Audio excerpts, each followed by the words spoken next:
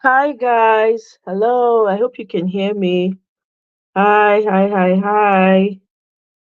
How you guys doing? Hmm. Hey. Anyway, I'm here again for updates. Oh, Omo. Today alone, 20 medical students.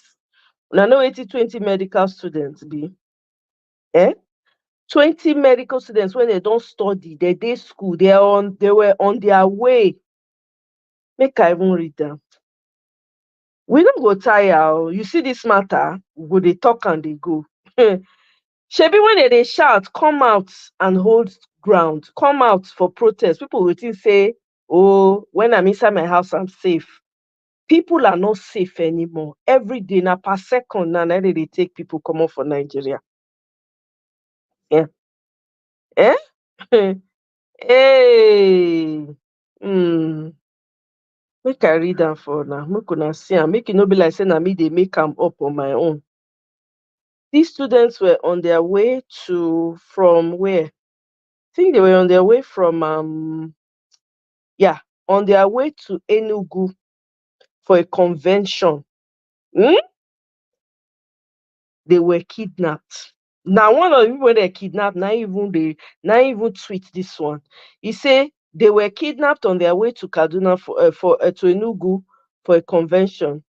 They are requesting 50 million for 20 of them, medical students. Please help us. And we have not eaten for 2 days. Then the person left number, and then the contact person where they're gathering the money. Ah, good. Ah, then as we dey talk that one, nursing and midwifery council portal closure leaves Nigerian nurses stranded, unable to pursue overseas opportunities. They will not protect lives, but they don't want people to leave. Please tell me, is that not bondage? Is that not bondage? When we dey shout, make people fall out, make dem full ground, make everywhere choke. Eh? I don't want to say anything about what is going on with these medical students. They went to check the profile because they released the list of the names of the students that were taken. My heart is bleeding. Oh, see, they released their names. They're all in Unijust and Unimade. Okay, they released their names. They now went to check most of their Twitter accounts. Some people went to check. Not one tweet about the protest, nothing. Not one tweet about the issues going on in Nigeria. See, Nigeria na turn by turn. If you talk, if you like, pretend like, oh, it doesn't concern me, no kuku concern me, my family is not among, it's not my business, whatever, whatever. Nobody knows how it will catch up. 20 medical, you don't realize how difficult it is to study. 20 medical students, they were on their way for an event. Now they carry them with 20. They are demanding 50 million for them. We don't tag police, tag DSS. Every day, Nigerian police, they tweet come out. When they hear protests like this, they go start to they release all their gap, their most recent, their most, their newest arsenal. They go they show them off for Twitter. They go they use and post. They go they show their equipment, all the equipment where they get their uniform, all their gap. Now that time they will they show them. Now that this has happened, it's been how many hours? Not a word from the police, not a word from the DSS. Nobody do pim. Everybody's everywhere don't silent. People went to check the Bauchi police station, their Twitter page. Guess what those ones they post? They post the Chidinma story from South Africa. When they say Nigeria go, you go come participate for Miss Universe. Now they twist. Now they tweet. See, Anybody when like say, okay, it doesn't concern me. If everybody falls out, see, it's touching people. It is touching people. If everybody falls out in Nigeria and shut down, because nothing is working in that country.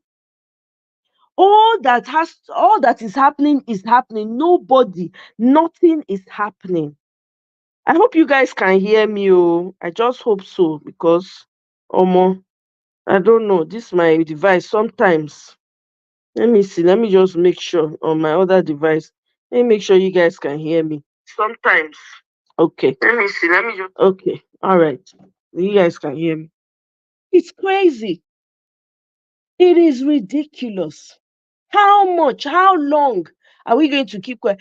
Will they do protest that they only two, three people? How many people? I'm not saying people didn't come out. People should, but more people need to come out. Every corner of Nigeria needs to fall out. Why are people going to work? This one's not school that they go. That they go learn. Then they carry them. Eh? We never talk of the ones, the people when they kidnap for North. Even today, people when they kidnap for North. Nigerians. Me, I don't know what else to say, because every day is one thing or the other. Nobody can feign ignorance here. You can't say, "Oh, I don't know, it no concern me." It's not. Nobody knows how it's going to affect anybody. People can't even travel out. They are making sure that they are putting difficulties on the part of people so that they cannot travel. Nurses, when they manage, they go school. Midwifery school, when they go and nursing school. For them, before they used to, I think they used to have a portal where they apply to and all of that, and so that they can get overseas training and then, move out of the country. Now, the government don't talk say no. It frustrates their effort. Security they not provide, food they can't eat. Please tell me. Meanwhile, the other was it yesterday here? I saw an article that this man said not my own, their president came out and said that they should find a way so that all the medical professionals they have to look for a way so that they don't leave the camp. They shouldn't leave the country. They are frustrating every effort. As a young person, what do you have to? What has Nigeria? Even as a me when I did talk, nothing when Nigeria don't do for me. I cannot come out and brag and say this is what Nigeria did. This is what I gained as a Nigeria. I can't. Welcome, Tracy. Sis, welcome. Victory, welcome, my brother. I appreciate you. Thank you. Eh? I don't know. Young people, no hope in that country. Okay, what is the point of going to work every day in Nigeria? Please tell me, what is the point? You're going to the market. People don't have money to buy things anymore. Is it not better for people to shut down the country? I don't know. If you talk now, they will say you are advocating for violence. Because violence is happening to people every day. You are safer on the protest ground than in your house. You're safer on the protest ground than in your house. Look at the people, the contractors that went to protest today in Abuja. Protest that they have not paid them their money. We can send them, they go throw tear gas at them. If you go check now, you'll see say most of those contractors, not one of them came out to protest. Not one. Not one came to add their voice to say, okay, it's true, this system is not working. All of them sat in their house pretty because they were waiting that their money will be paid them. They use tear gas to drive all of them. They're not even fit protest. Police people, when they come out, say they never paid them for the past 11 months. I just start to dey laugh. Hey, God, I beg go. 11 months. Meanwhile, they send una mona come work, mona come on our live protesters, una bold come out, come still carry out wetin they say make una do. 11 months you guys have not been paid. Please make it make sense. Eh? 11 months, police, they never pay you. But when e reach time, when protesters, when they won't fight for you, come out. Now go face, they use una weapon till they test for their body. Eh? Please tell me. I don't because me, I don't know. I don't understand. I don't understand. It makes no sense to me at all. Eh? You are not safe at home. You are not safe in your houses. You are safer on the protest ground. Why is that country? There's nothing working. What are you going to work for? The other, which day was it? 2 days, or was it yesterday now? GT Bank cyber security breach. Eh? They had access to their domain, for crying out loud. Eh? What is the point? Please tell me, what is the purpose behind going to work when there's fire on the mountain in Nigeria? Is it that people are just sleepwalking and not realize that their house is on fire? Because I don't understand it. On top of that one, they hijack, they withhold on our jets, they prevent China, every France, because una never pay, una government not pay. Hey God. Eh?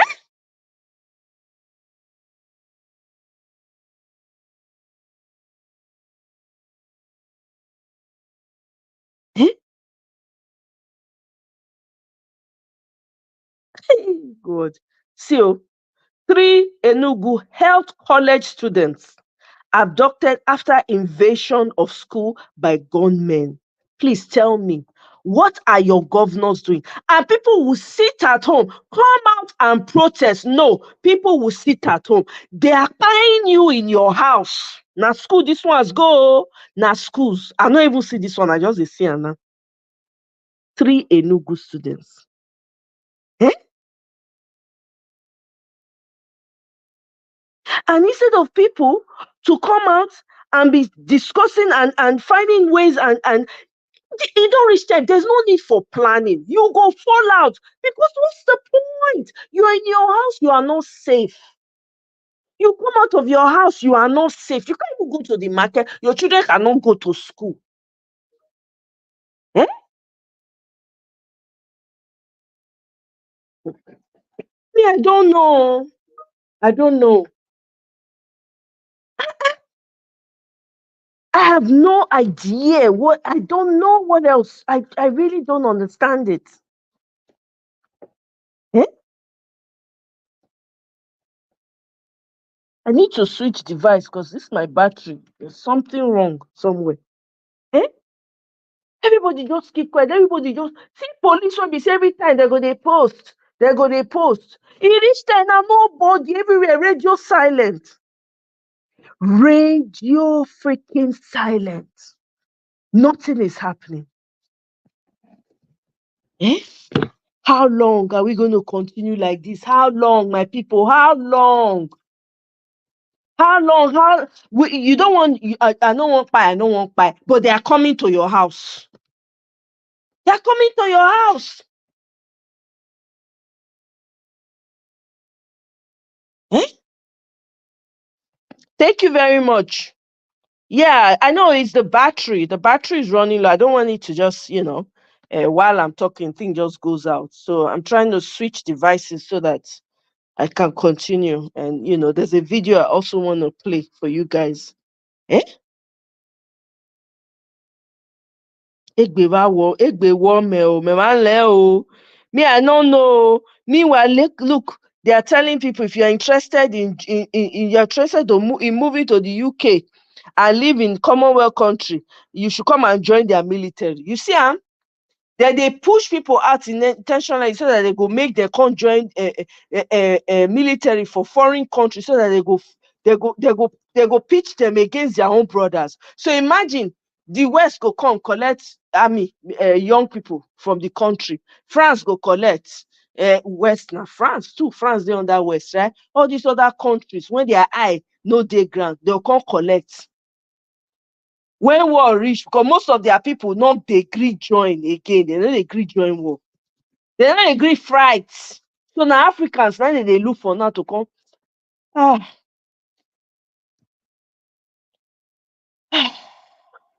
Man, I don't know. I just don't know. The only power I have right now is scream. I wish I could be waiting they call am. I fit turn to Superman right now. I would have been happy. Eh? If to say possible. And then they talk about monkeypox. Monkeypox when it starts for Europe now black faces that they use. Eh? Black faces.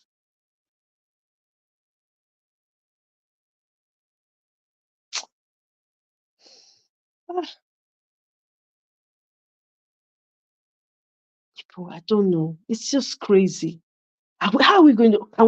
How do we continue like this for crying out loud? How? Eh? How?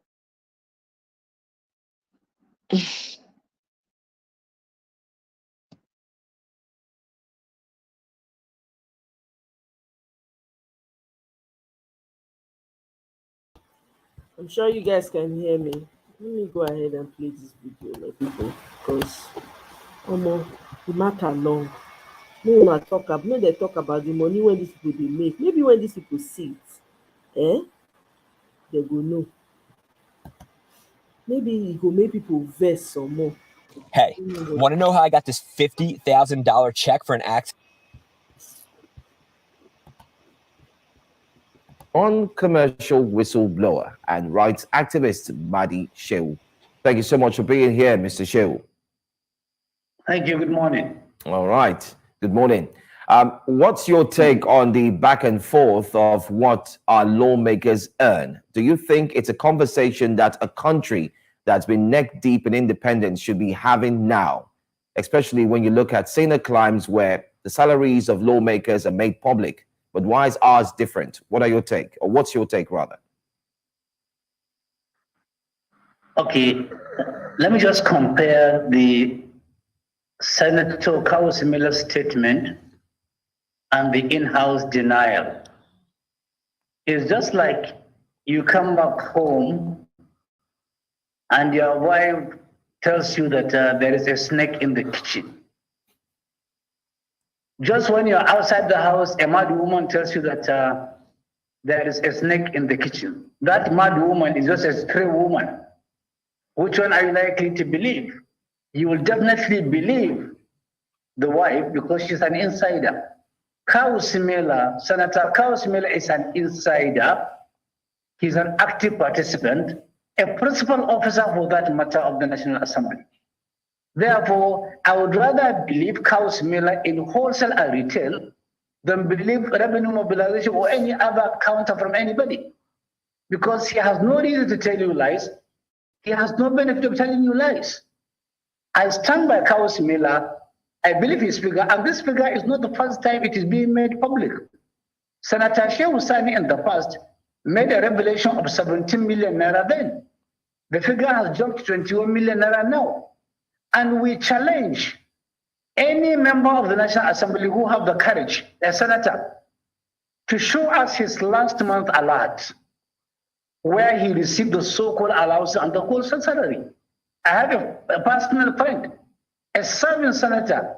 Yesterday, he opened his telephone, showed me the last alert he received, and it corroborates Kawusi Miller's position. 21 million naira. Actually, 21,448,000 naira was what my friend received last month. So why is the discrepancy? Why are they shouting all over? In fact, this is just a tip of the iceberg. 21 billion naira is just a tip of the iceberg. Let me give you the following disclosures. Now, everybody remembers that every senator was given 500 million naira constituency project. It was credited to their accounts directly. This is a breach of the Procurement Act. If you are giving somebody 500 million naira to undertake any project in his own constituency, number one, that project must be clearly defined, not at his own discretion. Number two, that allocation must be on the line item of a budget. It's not there. Any project that you are going to undertake with that money must be published through a tender. There will be people who will respond. There will be a technical and financial opening of the bid, and there will be award. None of them is there. There is no project consultant. They have been given 500 million naira on a platter of gold. This is not part of the 21 million naira being contested. Number two, if you pick the 2024 budget, They allocated 20 billion 388,000 million for what?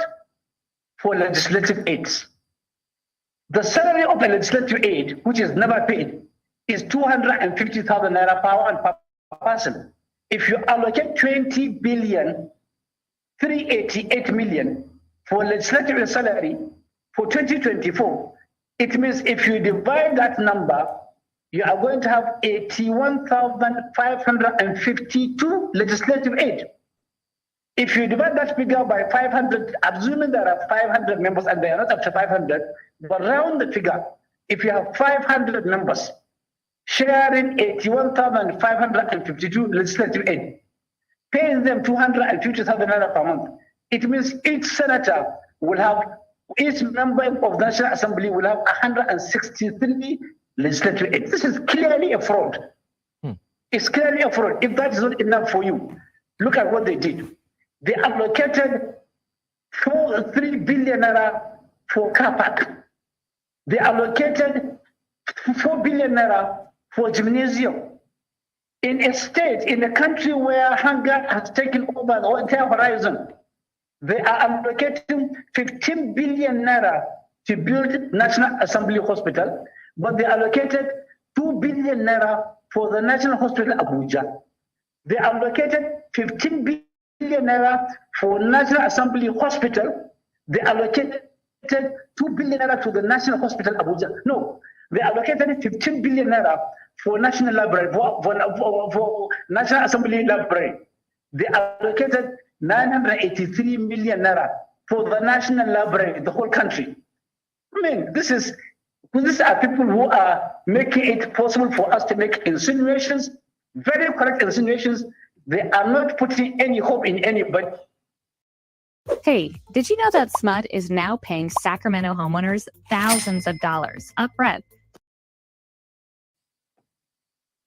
Do you have, I mean, you've given very... Are you with us, sir, Mr. Shehu Mahdi? Yes, I am. Yes, okay. I am with you. I was saying that you've given us very, these are very strong statements that have been made. Even talking about your friend who showed you his alert, I was wondering if you'd be willing to share who he is. But in addition to that, let's talk about the role that the RMAFC plays in all of this. We've talked about the lawmakers, but the RMAFC has come out, to say they've disputed the statements made by Shehu Sani, who had stated that 13.5 million in his time, in addition to running cost, in addition to a salary of about 750,000 naira. But RMAFC has come out to dispute what Shehu Sani has said, dispute, the recent allegations that have been made. But on their website, whilst they claim that it's 1 million naira, and they broke it down to the different earnings by these lawmakers, they said categorically that they cannot enforce the application of what the allocation by RMAFC is, and that's a lacuna in the Constitution, a lacuna that can only be fixed by the National Assembly. So let's talk about the role that the RMAFC has to play in all of this. Or are they completely not to be blamed in any way? See, you believe revenue mobilization at your own risk. If they are the people responsible for harnessing, for gathering, for putting together all revenues accruing to the federal government and share it according to an agreed formula. What is the formula they used?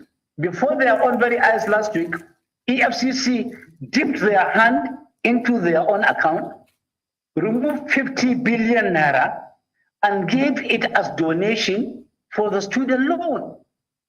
Now, where is revenue mobilization? Money that is recovered from looters, from thieves, from miscreants, our money belongs to the entire nation. Whatever is recovered by EFCC is supposed to be into a central pool that will be divided and shared among the states. Like, for instance, if there is a recovery from the Zamfara state, money meant for the Zamfara state is stolen by maybe a civil servant or public in the Zamfara state, and another recovery from Nasarawa, another recovery from Katsina, another recovery from Oyo, Oshunu, Ogu, put together at EFCC pool. Where is the moral justification for revenue mobilization to look away when this money is being removed and given out as donation. So if there can be spectators, there can be onlookers, they can just fold their arms. That is to tell you that they have abandoned their responsibility. They don't even understand their mandate in the Constitution. Their mandate is they have to ensure that a single kobo coming in is shared according to an agreed formula. And there is an agreed formula, but they are looking at it because revenue mobilization allocation appeal commission is now a political wing of APC or a political wing of any party in power. So I don't believe them. You can show me a billion websites. Websites are built by individuals and they can be manipulated by individuals. I don't believe what is on the website. I believe not hearsay, but people confessing with facts. I'm not going to tell you this, my friend. We agreed I'm not going to disclose his name, but he showed me that figure. And I saw it yesterday. And I believe him in wholesale and in retail. All right. So it's Senator Kawu versus his counterparts now, and it seems like one person is talking too much, is blowing the whistle louder, and therefore he needs to actually keep quiet. That's what it's looking like. But then again, there's a cause for worry here, and the cause for worry affects over 200 plus million Nigerians. What can be done? Is it high time for the House of Assembly, in short, for the senators, for everyone to come out clean and say, this is how much we earn? And do you think that RMAFC should actually be scrutinized? Because it seems like we're hearing a different report from one side, a different report from another side. How can we nip this in the bud? Because Nigerians are starting to really think that they're being taken for a ride. If you're expecting the senators to come out clean, it means you are blowing your own trumpet too much. Don't expect any of them to come out clean. Why do I say so? Look at the circumstances under which they emerge as senators. By the last count, in June this year, 64% of members of the National Assembly are either facing trial in court or are under criminal investigation, or are under investigation. Current 63% of them have existing either a court case or a criminal proceeding, or they are under EFCC investigation. The current members, how can somebody with a questionable circumstance come out clean? He is already dirty. Number two, how do you expect a senator who sat down in the National Assembly and approved that a borehole in Akpabio's constituency be sunk at the cost of 184 million naira per borehole? It's in the budget. How do you expect a senator to come out clean? The same senator who approved 193 million naira for one single street light in Akpabio's constituency. I can continue giving you endless examples. How do you expect a senator to come up clean when he allocated 100 billion naira for administration in SGF office, only for him to allocate 110 billion naira for agriculture nationwide? People who emerge through questionable circumstances will never have the wisdom and the courage and the guts and the audacity to come out clean. Don't forget, I can give you a clear example. Senator Ahmed Lawal, Senator Akpabio, as they are being addressed, did not emerge through a political process. They didn't buy INEC form for Senate. They were not there during the primary for Senate. They were not nominated as candidates. Their names were not on the ballot papers, and yet they emerged as senators, Federal Republic of Nigeria. How can such people come out clean? They can never come out clean because ab initio, it is dirty, it is messy, it is stinky. The process, the procedure, the brought into the National Assembly. And I can challenge, let there be any senator worth his own salt, either a Christian or a Muslim or anybody, swear by the Quran, swear by the Bible, or swear if you go to shrine by the shrine, that his election was not marred by fraud, by overvoting, by snatching, by running away. None of them could do that. Right. If somebody came into the National Assembly under questionable circumstances, don't expect him to be clean, so they will never come clean. As to revenue mobilization, please, in the name of God, stop talking about them. They are already there for the government. They are part of the political ABC. They will never discharge their constitutional responsibility, which they don't even understand. Believe them at your own peril. Do you have concerns? Do you worry about the future of Senator Kawu, especially because if you recall, Senator Abdul Ningi, who made claims about the discrepancies in the 2024 budget, talking about the fact that 3.7 trillion, I believe, was not traceable to any project. We recall what happened to him and how he was suspended for about 75 days. Even though many claims that it was more of a witch hunt of some sort. Now, it was Senator Kawu who is speaking and doing the same thing against his colleagues, because they all seem to be on the same page against him. Do you fear that this might be his fate? I don't have any fear. In fact, if they don't suspend him, it is news to me. Suspending him will not be a news. I expect that in the coming days, Kawu's Mela may be suspended. Maybe 90% possibility of him being suspended. But the cat is already out of the bag. And I wish they will continue suspending senators who make this public statement so that the public understand who we are dealing with. We are dealing with people who are called lawmakers. We are dealing with people who are supposed to understand freedom of expression. We are dealing with people who are supposed to understand the tempo and the pulse of the society. But lo and behold, they have converted themselves into a clique and a cartel and a cabal, insisting that seeing you see not, hearing you hear not, neither do you understand, you must continue to pray. Any society that is afflicted by people like this, who are supposed to be upholding the Constitution of Nigeria, a society afflicted by a Senate like our own Senate, is a society doomed. It's a society in a sorry state. In a society with no hope, no future. It's a society that will remain in melancholy and sadness. It's a society that can only be saved by the Ark of Noah. And I think the final way to wrap up this conversation is, whilst we're seeing multiple reports and multiple claims, how can Nigerians hold their lawmakers accountable to ensure that, one, the truth comes out regarding exactly what is being earned, and two, if we find that truly they're earning much more than they should, especially in an economy that is struggling like Nigeria, that we can ensure that, I mean, there's some who would argue that they should be leveled, their earnings should be leveled to that of the civil servants, even though I don't know if that is going to happen here in Nigeria. But the question is, how can Nigerian citizens hold our lawmakers accountable? They should have a scale, a parameter, a yardstick to believe or to ascertain whom they give representation. You don't hand over representation to people with questionable educational background, questionable records in service, on criminal trials, under investigation. You hand over. Akpabio was being investigated for 438 billion naira allegations of fraud while he was the governor and chairman of the NDDC. In the midst of that scandal, he became a Senate president. People must wake up.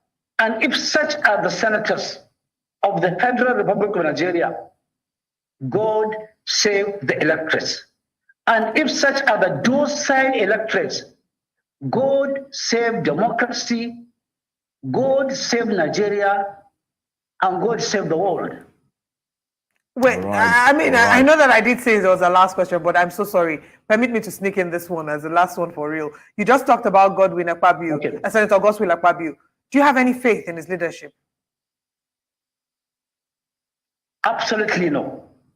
On a scale of 1 to 10, I'm at 0 level. I don't believe him tracing his history as a governor, tracing his history as chairman of NDDC. And looking at the way and manner he emerged, first as a senator, secondly as a president of the Senate, I have no iota of confidence in him. I have no iota of trust in him. In fact, I see him as a destroyer. Under his very watch, questionable issues are being conducted, questionable projects are being imposed and put down our throats. Money is being spent recklessly. They are approving virtually everything for the president, as if to say that we have only one Senate now under one party. For me, they start on his mandate. There is no difference between a senator from Labour Party, from PDP, from APC, or from any other party for that matter. In changing Nigerians, they are one. In suppressing Nigerians, they are one.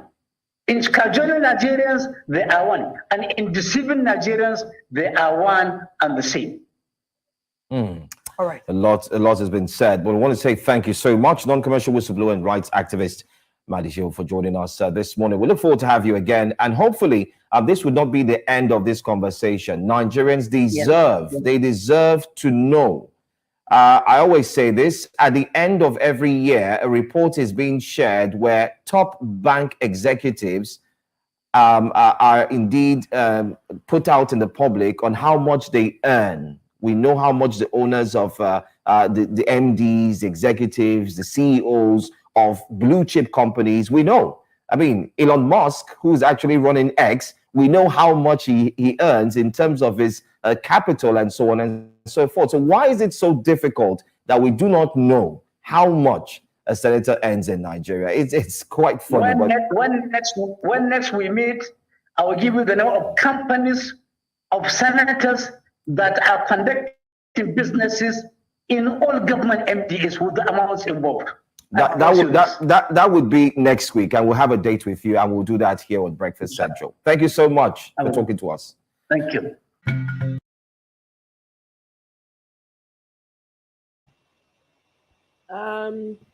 Do you know which channel was it? This was the video. Is it a recent video, Tracy?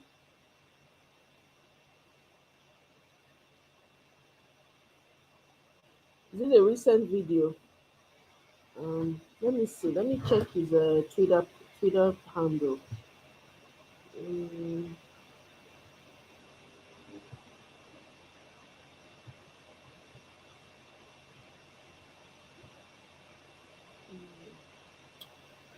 Who is his handle?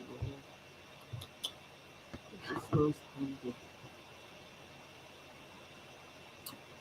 I'm trying to find it too.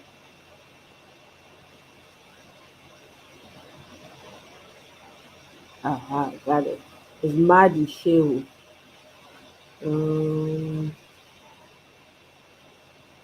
Okay, let's see.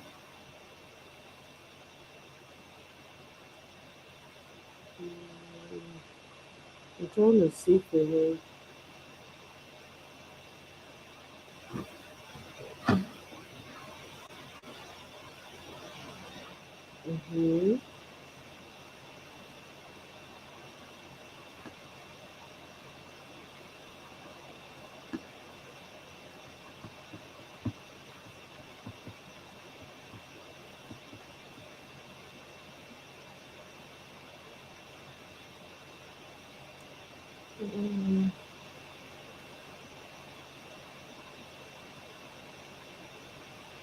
Okay.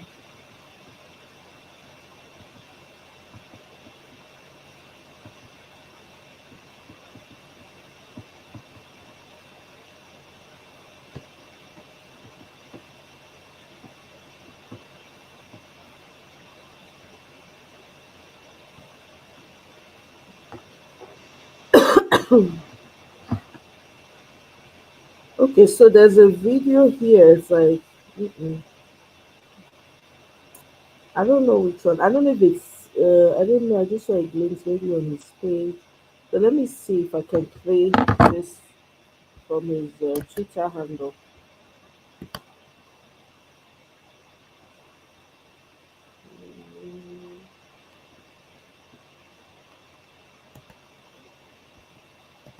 I'm sorry, guys.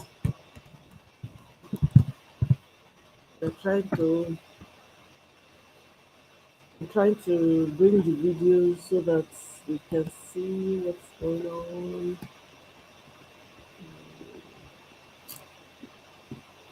Okay, there's a video here. I don't know if it's this one or, but I will play it, Sha.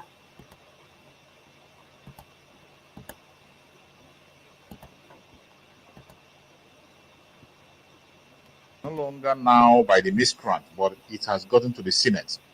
And I can tell you that Senate are now proposing the division of that very Nigeria, the breakup of Nigeria. Somebody in Senate moved that motion of a breakup on the Senate, but they are trying to play it down and trying to deny the fact that somebody moved the motion. Yeah, in the House of Assembly, somebody raised the motion for the breakup of Nigeria, but surprisingly, they pretend as if they didn't hear it, and somebody called their attention and they keep on denying it. I want you to watch the video and see how far Nigeria have deteriorated. When we are saying that Nigeria is going to break up very soon, people think it's a joke. The agitation is no longer in the street. It has gone into the House of Assembly. Let us watch. I don't know who moved a motion yesterday on the floor asking for division. There wasn't any motion taken like that. There wasn't. There wasn't. I said there wasn't any motion on that, and I insist there wasn't any motion like that. No, please, you see, if he has nobody, and you can go and take the clip again. I said nobody moved a motion on the floor here yesterday for division. So you are trying to mislead the House. And don't mislead the House. You are a leader. No. I beg of you, Mr. Chairman. No, you are trying to mislead the House. Please, you do not have the floor. Please, control yourself. Control yourself. I said control yourself. There wasn't a motion. I said there wasn't a motion, and I insist there wasn't a motion for division. 2.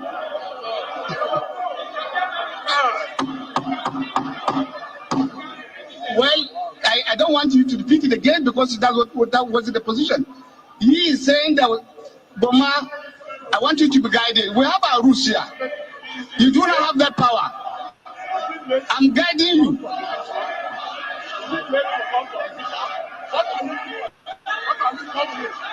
Thank you. Well, I want to. I am not saying, I'm not. What about the division? If the point reaches for that.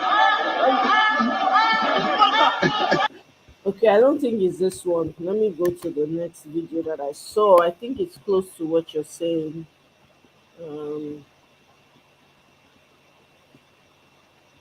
Perhaps it's this one.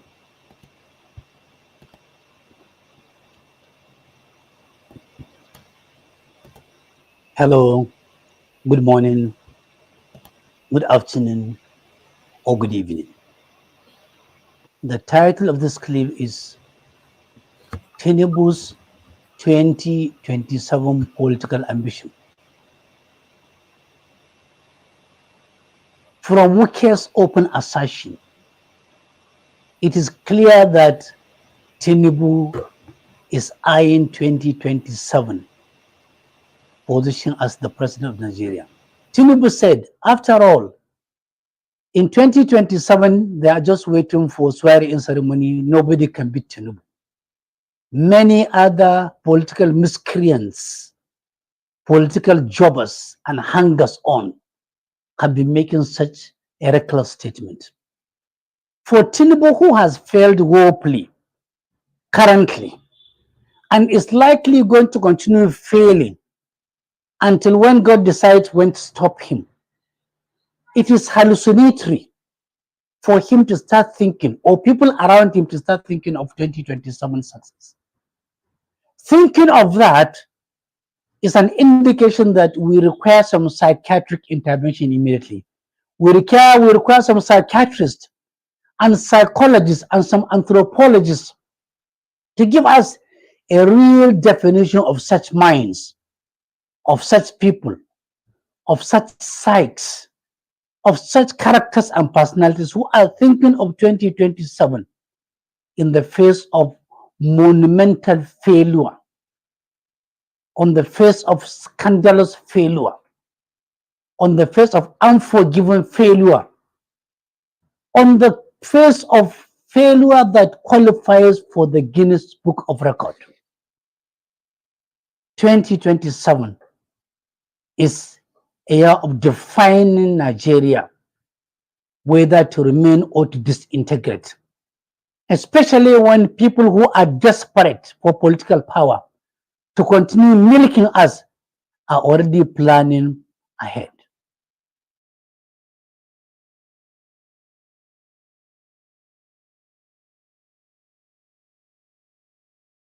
Yeah, I think this was the one you were referring to. Yeah, it's crazy. Honestly, we get. In fact, 2027 is too far, as far as I'm concerned. Though. Me, 2027 is too far. This man is hell bent, on destroying. I saw a tweet just not too long ago where he's saying that he wants to meet with the youth in Nigeria. Oh my God! I just started to laugh. I say, which youth, Gongon, does he want to meet with? I don't understand. Which people does he want to gather and sit down and talk? That will not demand for him to step down. Me, I don't know which youth. He's calling for you to come and sit down and have conversation with him. What they want to talk about, I don't know. I don't know. This is the mess we found ourselves in. This is the mess. Well, Mr. Ferreira, welcome. Oh, good evening, Oga. Good evening. Thank you for stopping by.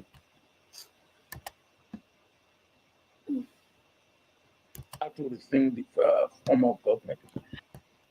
Democracy, we have to rethink democracy. We have to rethink the form of government. What is the character of the people that are in government? With all due respect, most of them should be behind the bar. And that is the truth. Most of them should be behind the bar. Some should even be in the gallows. Now, if these are the people that are ruling us, then what do you expect? It doesn't matter whether you make whatever you make it will not. Baba Obasanjo is right. He was responding to House of Reps members that visited him to seek his opinion. They are the members that are promoting the single tenure for governors and presidents and rotational presidency, even rotational governorship in different states. They are hoping that this bill will become law so that it will help stop corruption in governance. Many politicians, when they come to power, they corruptly enrich themselves so as to use that money to contest for second term. But is that the right way to go about it?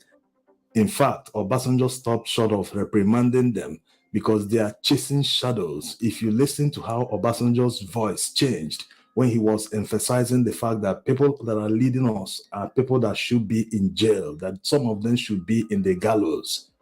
This is not the root of the problem. This is not the root of corruption. This is not and will never be the solution to the problems we face in Nigeria. Obasanjo is right, like already said. They should tackle the main problems. How do people get elected? The same people, the same Nigerians, the same ethnicities, the same everything. And people think that if you change the system, that magically and miraculously things will change. No. Just like the people who clamor for division of this country, they always shout, divide this country, let everyone go and govern himself. The unity is not working, blah, blah, blah. Is it not the same people that are ruling Nigeria today that will go to the divided nations and start struggling and ruling their separate nations? It's like saying that people are corrupt because they are in Nigeria, that if they go to their separate nations, if Nigeria is divided, people will stop being corrupt. It's like saying if you take a thief from Nigeria to the United States, that the change of environment will make him stop being a thief. That will cure him miraculously from being a thief. It doesn't make any sense. The mentality needs to change. It's time we started admitting the truth in Nigeria. It's time we started facing reality.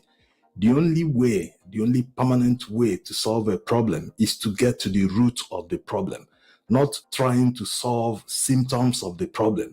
When you solve the symptoms, they don't eliminate the root cause of the problem.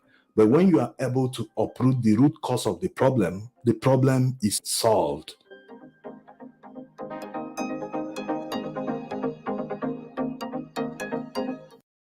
Have you ever felt like financial success is just out of your reach, no matter how hard you try? There's a simple daily practice designed to stimulate the area of. Now, how do you solve endemic corruption? Corruption is a crime against humanity, because if you look at how Nigerians have suffered because of corruption, it leaves no words. The people that are responsible for fighting corruption are the police. So what do you do when the police are also corrupt?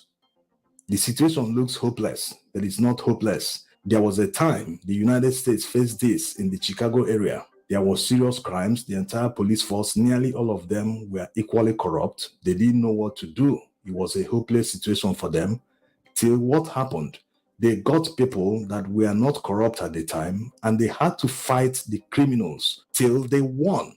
So looking at our own situation, how do you fight endemic corruption?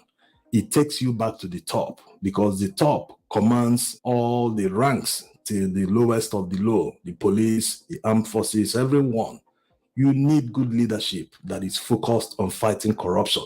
And before that leadership can fight corruption, they must be corrupt-free themselves. So it takes us back to election, because that's how you elect leaders in Nigeria. Imagine these legislators spend time amending the electoral laws to make sure that things like uploading of results or transmitting of election results are mandatory, things that will make elections free and fair, to make sure that the most popular candidate wins election, that the will of the people manifests in the results that INEC will announce. Time trying to impose term limits or rotational presidency on Nigerians. Like Obasanjo said, although not covered here, it is better to have these as convention, not in the laws, because they are knowledgeable at their own time, in their own generation, to lead the country, because they are trying to observe rotational presidency. That's the problem.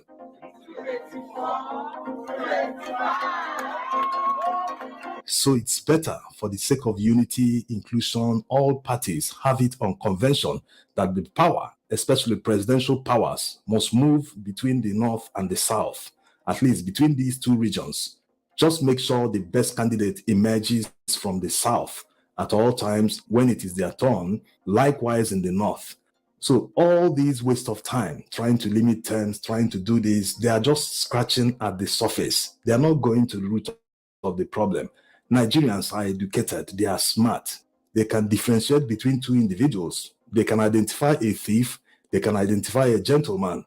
So if you place the two, majority of them, no matter how you try to induce them, will still vote for the better of the two.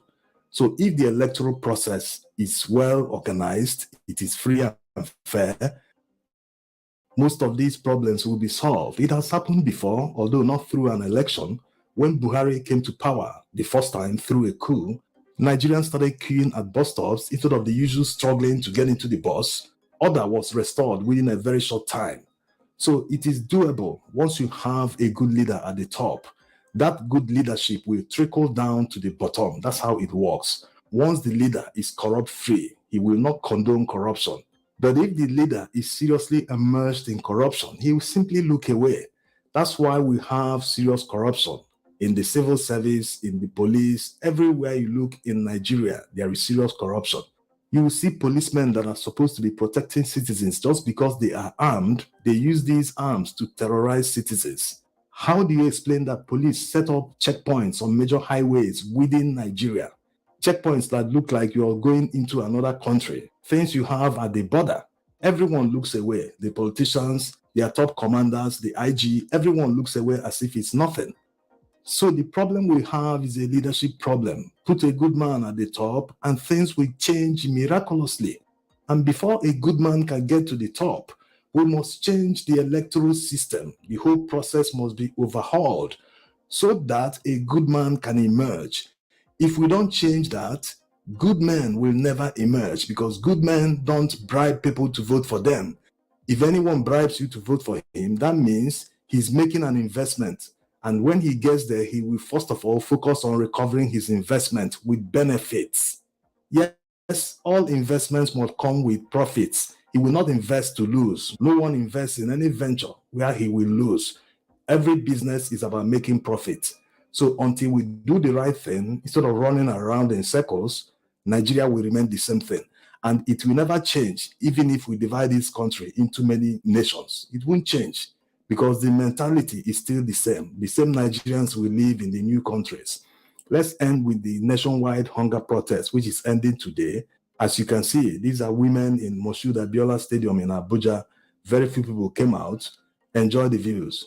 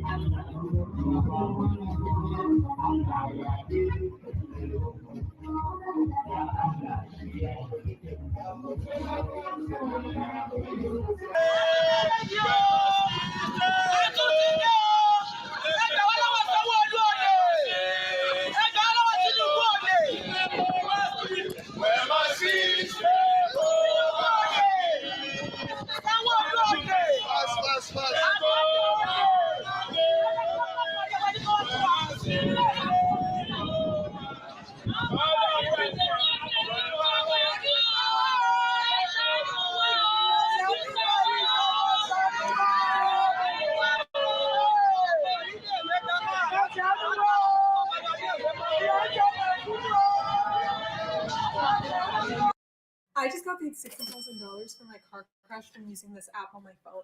And I don't know if you could see this, but it's called The fact that foreign companies obtain judgments against Nigeria in foreign courts of arbitration, it means one thing, that we cannot be trusted to stick to agreements. Government is built on trust, but when a government fails to uphold the agreements that they sign, it shows that there is serious problem of lack of leadership. It's a worrying situation that Nigerian leaders who are supposed to be marketing Nigeria everywhere they go, they are the ones that always demarket Nigeria in the international community. There's no reason why this should happen. It shouldn't be happening to Nigeria. Nigeria's image is already battered, and the government is supposed to be doing something to make sure we recover our reputation and image. But no, they're always crude in their approach. They never follow due process. And this Chinese company that obtained this judgment in different jurisdictions, the United States, France, the UK, they have confiscated the new jet that Tinubu bought despite all the problems being faced by Nigerians at this time. That's why P2B, one of the main opposition figures in Nigeria, released a statement calling it an international embarrassment. Writing on his verified X handle, he said, quote, "The fact that the federal government went ahead with the jet deal despite the cacophonous cry against the purchase of a presidential jet at this time when the people are going through a horrifying economic hardship shows the insensitivity of this administration. Added to it is the embarrassing aspect of our country's presidential jets being held for contractual breaches arising from yet another dimension of inadequate leadership tidiness. Federal government property which belongs to the people is being managed as a personal family asset, paying as much as $100 million for the presidential jet for a country that is the poverty capital of the world and has more out-of-school children with over 40% food inflation is the height of concern for the people's feelings. In conclusion, P2B asks two questions. One, to what extent did the Ogun State government follow its agreement with the Chinese firm? Two, after the UK ruling that prohibited some Nigerian building in Liverpool, what did both Ogun State and federal government do before the French court action? I would like to, therefore, challenge the federal government to come clean and transparent on this matter and tell Nigerians how we got to this latest international mess, unquote.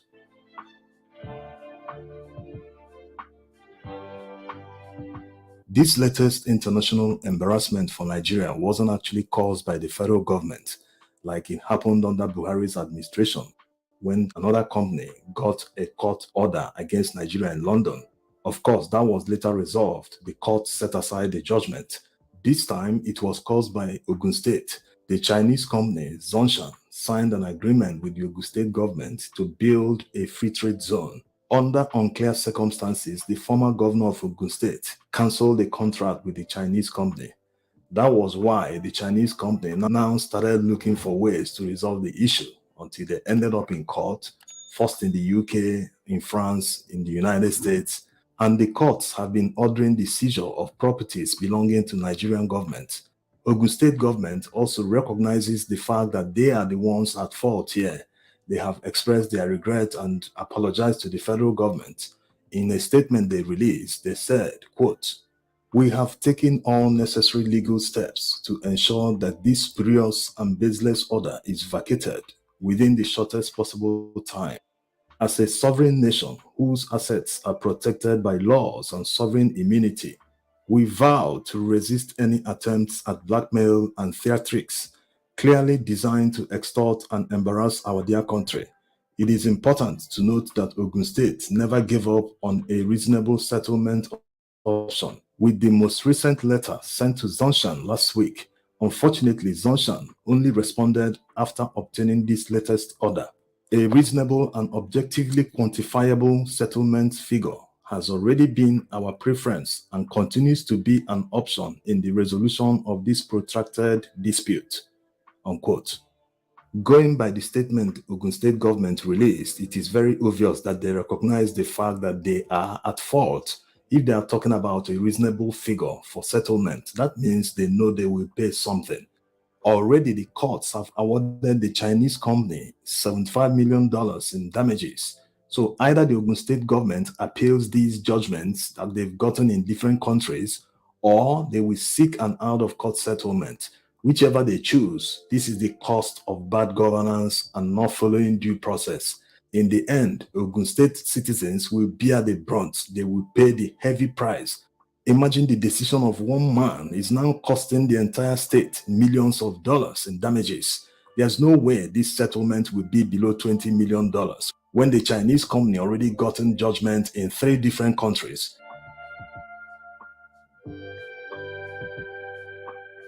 You see all these MOUs many governors always sign with foreign companies. Why not make it local? Because all these foreign companies, they only bring capital, and maybe a few companies they will set up to take advantage of the free trade zone. Why don't they ever make it a local thing? After all, Nigerians can take advantage of the free trade zone, manufacture products inside the zone, and take advantage of the zero export tax. And before talking about free trade zone, are we already manufacturing what we need in Nigeria? Have manufacturers satisfied the local demand of products? Because competition needs to be neck and neck so as to reduce the price of many products before we now start talking about exports. When you are talking about manufacturing without having the requisite infrastructure that will support manufacturing, you are just wasting your time. In many Nigerian cities, there is no running water. Before any manufacturer will set up any plant, he must drill a borehole to provide his own water. Are we going to talk about electricity? It is very epileptic. In many cases, it is non-existent, which means that any manufacturer must generate his own power.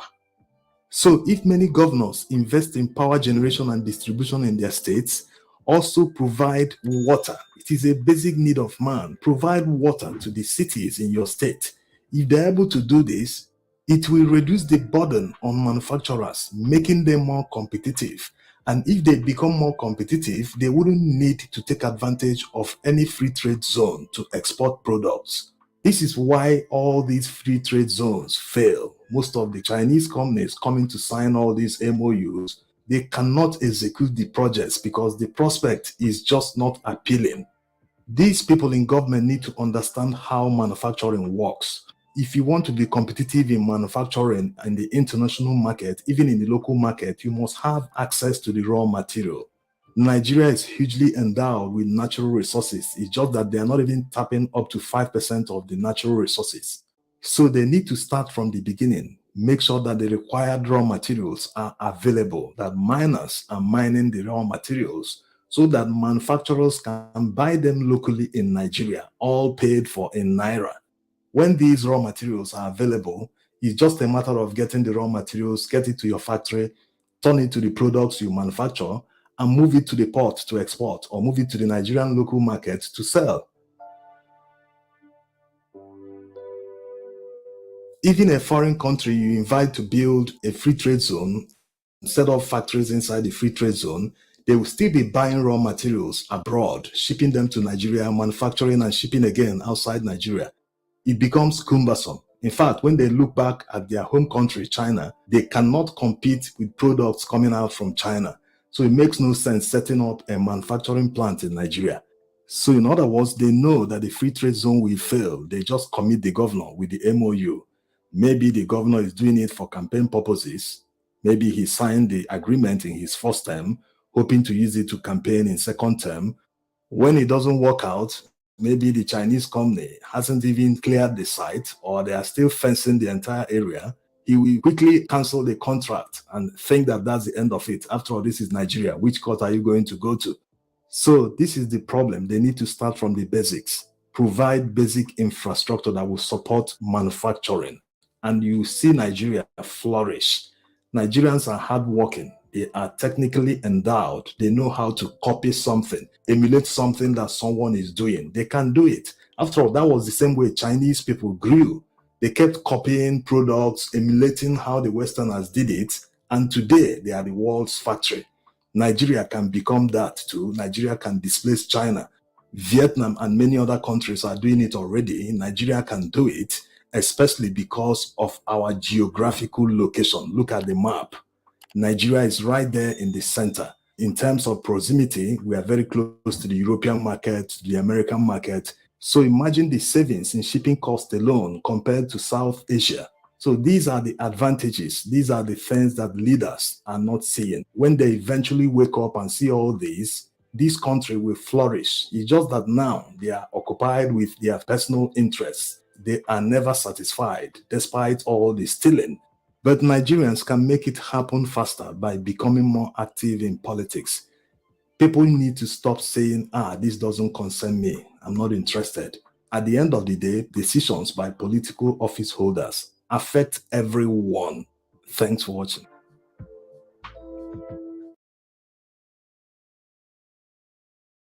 Design, develop, scale, repeat. Wix Studio.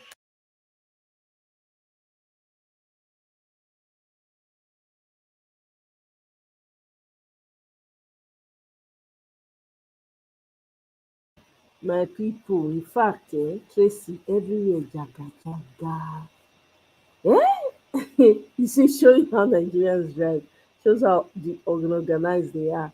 Even the Lagos built slum built by him, he even made it worse. I've never seen anything like that in my life. He made it worse. Made it worse. Sometimes I go sit down, I go just dey think and say, which kind country be this? Which kind country be this, for God's sake? Anyway, make we hear why Chinese people dey take una government to court. Okay? Let's hear. Una wan hear am, or una wan hear Obi reason why constitution is fatally flawed? Which one una wan hear? Because egbe woman mewo temuaka. This matter, this matter is something else. Nigeria need person wey he has strong, wey go deal decisively with these criminals. I kid you not. No pity. You no go pity anybody. All right, so joining us this morning to weigh in on some of those issues highlighted in those reports, Mr. Bayo Oluwake, an international affairs analyst. Good morning, and thank you for joining us on the program today. Good morning, Chamberlain. It's nice to be here. Yeah, so tell us first, let's get your general impression about the handling of this matter between Nigeria and this Chinese company with the French court's decision. Now, when you say Nigeria, many thought, whoa, how did Nigeria even come into this in the first place? It's supposed to be Ogun State, but from what we've seen, it's just been going back and forth. Nigeria now say they're working with Ogun State to see how they can ensure that things are set right. In terms of how this has been handled, what do you make of it? Well, I mean, when I heard the news, I was a little bit surprised.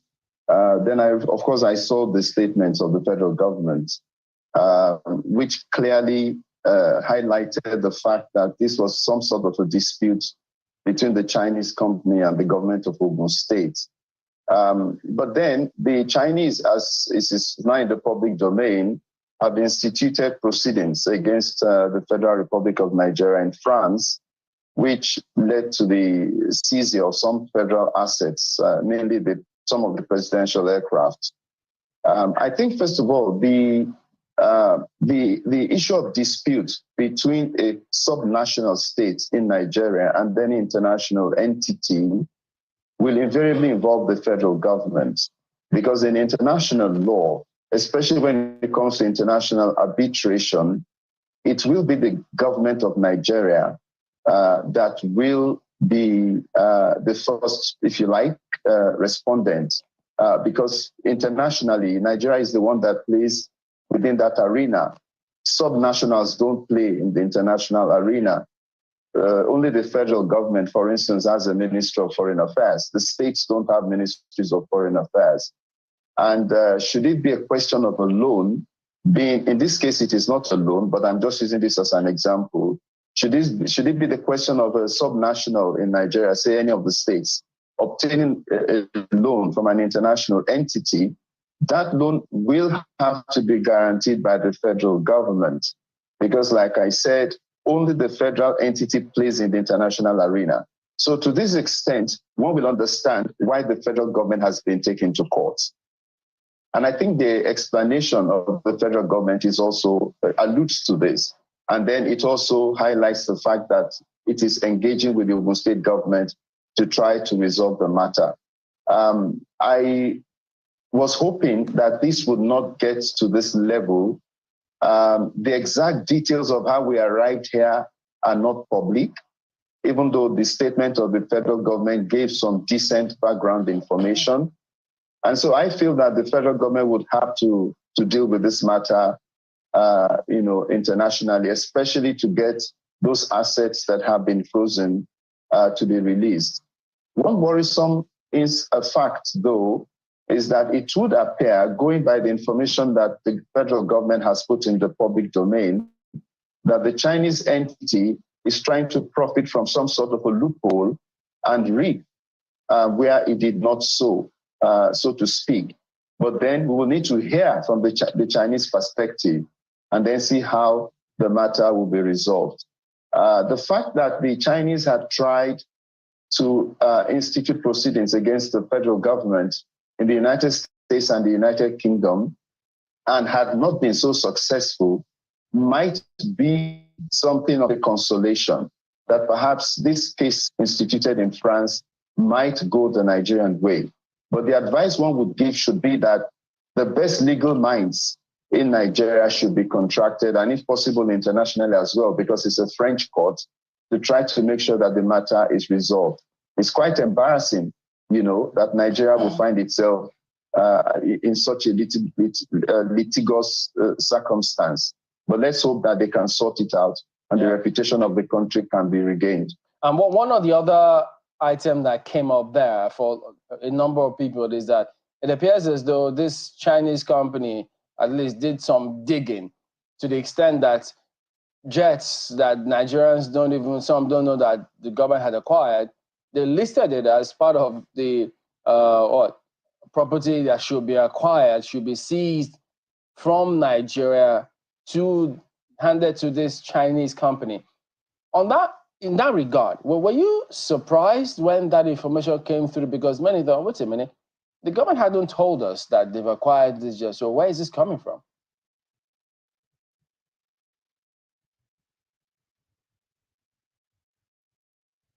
Did you hear that, Mr. Lowake?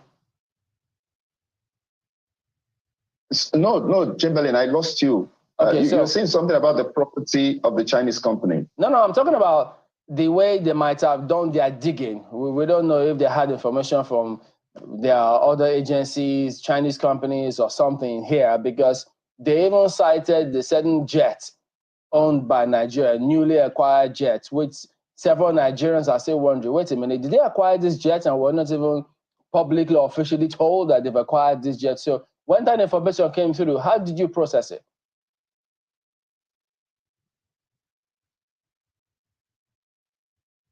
Yes, I was surprised because I saw the list of assets, which are mainly the presidential fleet. And I saw an Airbus. And I know that in our presidential fleet, we don't have an Airbus. We have a 727, we have a Gulfstream, we have a Falcon, but we've never operated an Airbus in the presidential fleet. So it points to the fact, I assume perhaps this is the new aircraft that the federal government is trying to acquire. But it's quite surprising that even that is part of what has been seized. So the question, of course, would be, have we fully paid and have we taken delivery of that aircraft for it now to be part of what has been seized? And how did they know that these aircraft were undergoing, the normal checks, not security, but now maintenance checks in France? So they had very good information. Which might point to some Nigerians as well colluding with them, and which is worrisome, and I think this is what the federal government will need to investigate. Well, we've heard the response of the Attorney General, saying that those assets are sovereign assets and they're immune from any seizure by, let's say, another foreign entity, as the case might be. Can you speak a little more on what constitutes sovereign assets and perhaps any, let's say, guiding international relations principle around them? Yeah, I think that's quite a good argument by the federal government. Now, but a couple of questions would arise, surrounding that. If we have an embassy, say in France, our embassy in France and all assets belonging to our embassy in France are sovereign assets, and they will be covered by the relevant provisions of the Vienna Convention, Vienna Diplomatic Convention, and so on and so forth.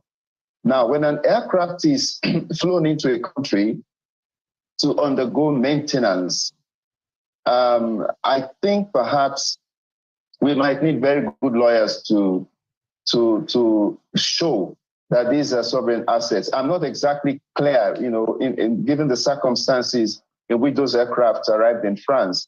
If, for instance, our president or any of our top officials was visiting France, all the diplomatic immunities and privileges, will accrue automatically, including, of course, the vessels by which they have accessed that particular country. But when these aircraft are sent for maintenance, I do not know the circumstances. Is it a vendor who took those aircraft to France? Was the maintenance contracted to that vendor? What were the circumstances by which that vendor moved the aircraft? And what are the procedures, and documentation that that vendor had followed in bringing those aircraft into France? So these are some of the questions that may have to determine, whether these are actually sovereign assets as at the time that they were seized. And one not being privy to such information, I think it will be difficult to advance arguments. I want to assume that the federal government, of course, has more information with regard to this, and therefore is making such a position. What level of disclosure would you say that the federal government of Nigeria owes its citizens with regards to this particular matter? California homeowners, listen up. If you own a home in San Joaquin, Fresno County, or Sacramento County. That's a very good question. I would single out the issue of the Airbus, which is part of the aircraft allegedly seized now. Except I missed it, but I'm not aware that this has been disclosed as having been fully acquired and inducted into the presidential fleet. So is this aircraft still with the manufacturer? Because Airbus Industrie is a French company and the factory is in France. So is that aircraft still with the manufacturer, or has that aircraft actually been delivered officially to the Nigerian government? I think this would be some of the questions, but then the federal authorities, I believe, ought to have informed the country, because now we just learned that this is one of the aircraft seized. But again, I'm saying I may be wrong, but I have not seen previously any public information to the effect that that aircraft had actually been inducted and delivered to Nigeria. Perhaps it was done and it was not publicized, but this was not public knowledge. Again, on this, I stand to be corrected. Now, if this were the case, then I think there's a lesson to be learned going forward in how and when such information are made public, especially to clarify things to such unwarranted situations as we have found ourselves should occur again. Well, my interest is in the visit of Mr. President to Malabo, and which conversation surrounded the signing of an agreement on gas pipeline for the Gulf of Guinea. Well, this is not the first of this series we are hearing, and quite a number have gone on. What would be your understanding of this? There are a number of people in Nigeria will probably say, is that what's next? What's your take on it? What's your understanding of this, and what hopes does it bring for Nigeria? First of all, I think it's a very good initiative by the president. I think that right now the country is under a lot of pressure to generate additional foreign exchange.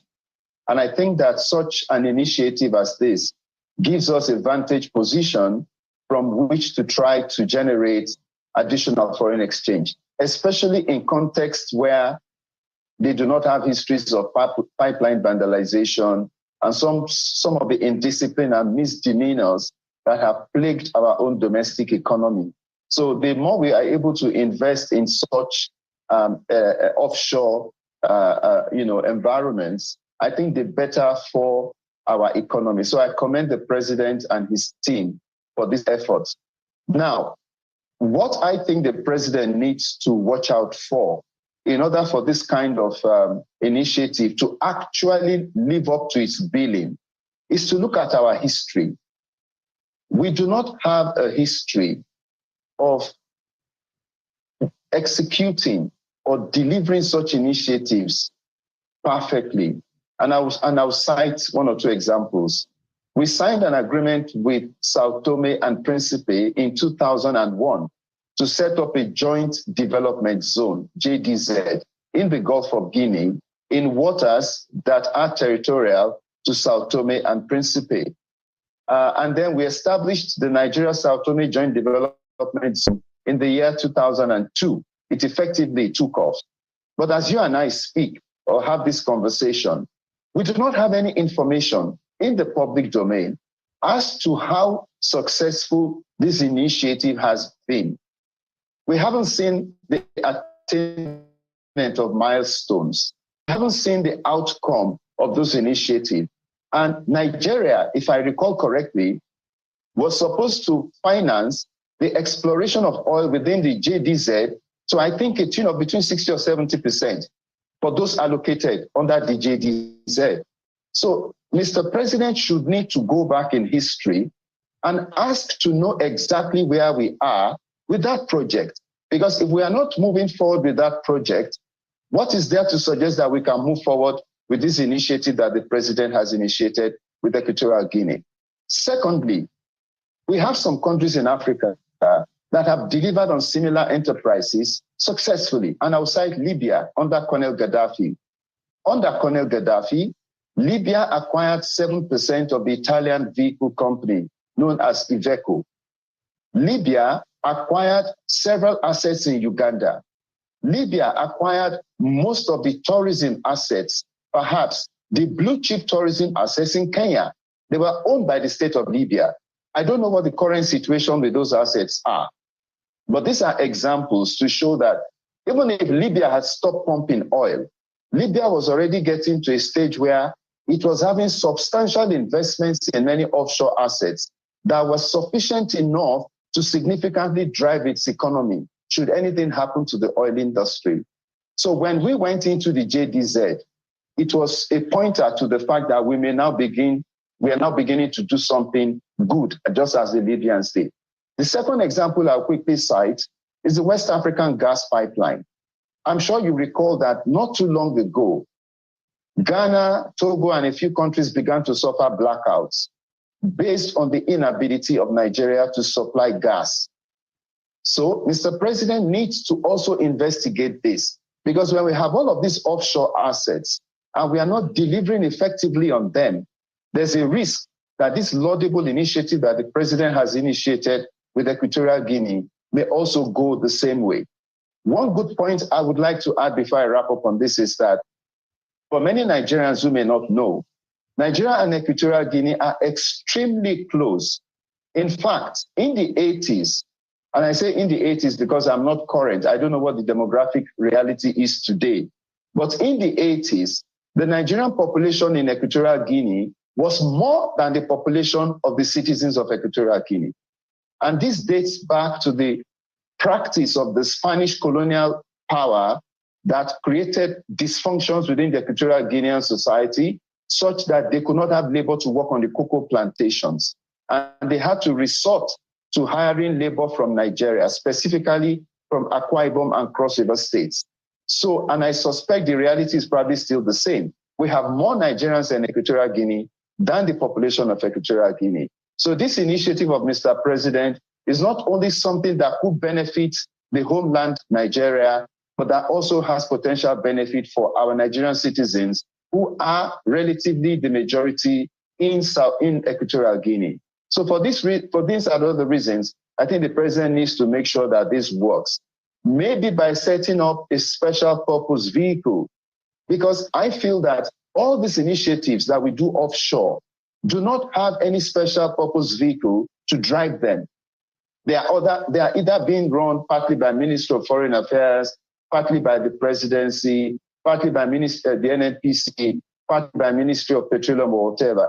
But I think we need to come to a stage now where there should be a special purpose vehicle. And I dare say something perhaps in the mold of a Nigerian Agency for International Development. And this Nigerian Agency for International Development should warehouse all of these projects that can enhance the soft power of Nigeria in the international domain and ensure that we can run them successfully and the objectives can be met for the benefit of our citizens.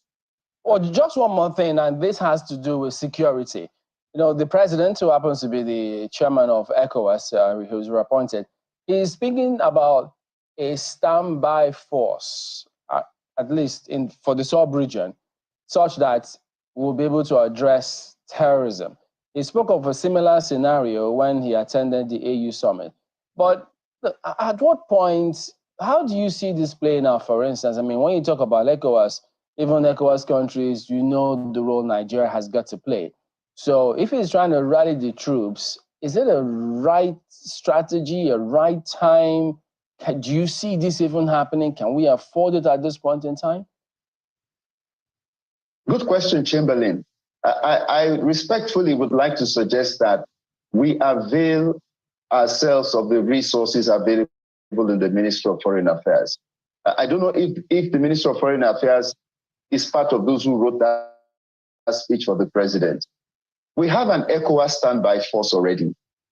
We have a multinational joint task force comprising of the Lake Chad countries, Nigeria, Cameroon, Chad, Niger, okay, battling Boko Haram and ISWAP. So in my own opinion, maybe the president has something else in mind, but in my own opinion, we need to just rely on the ECOWAS standby force, which already exists. I really don't think we need any new force to combat terrorism, because part of the remit of the ECOWAS standby force is also to fight terrorism. And we have examples. We deployed troops to Mali under AFISMA at the beginning of the operations to fight against the Tuaregs who were threatening the government of Captain Sanogo, okay?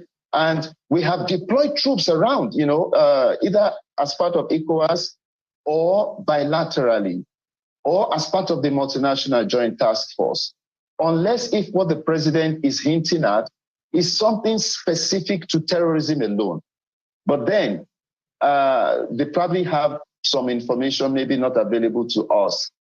But in my humble opinion, I would rather say that Mr. President could actually look at making the ECOWAS standby force to be fit for purpose regarding this idea that he's pushing, or to see how they can retweak the multinational joint task force.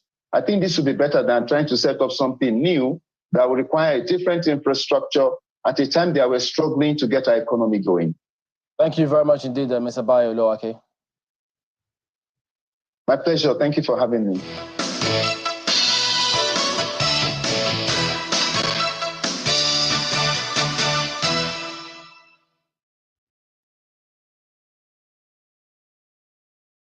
Energizer 3-in-1 Child Shield is the world's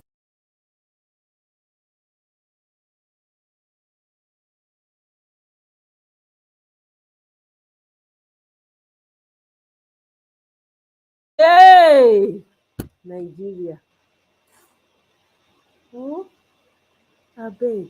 I go draw the curtain here because I no fit shout. Because I know say between now and night, before night reach now, something go happen again. You go run kitty kitty kata kata kata. Run come here again. So my people, that's all I have for you. Oh, Mona know the state of una home country. That's all I have for you. We will continue the rest. We continue onwards. We will continue to talk. We will continue to shout. We will continue to bring out the evil, whether they like am or not. Now here we dey. We continue to talk. We are not, me personally, I'm not part of all that evil when they happen for Nigeria. My hand no dey, my leg no dey, my eye no dey, my head no dey. Nothing about me dey. So I go continue to dey air the fields. Nigeria as we know am now is bottom of the barrel. Just accept it. It's time for us to clean house. When people ready, they will clean house. On that note, my people, mona enjoy una weekend. Seed, Kene, Misty, Tracy, Victory, all of una, well done. Thank you very much. Enjoy.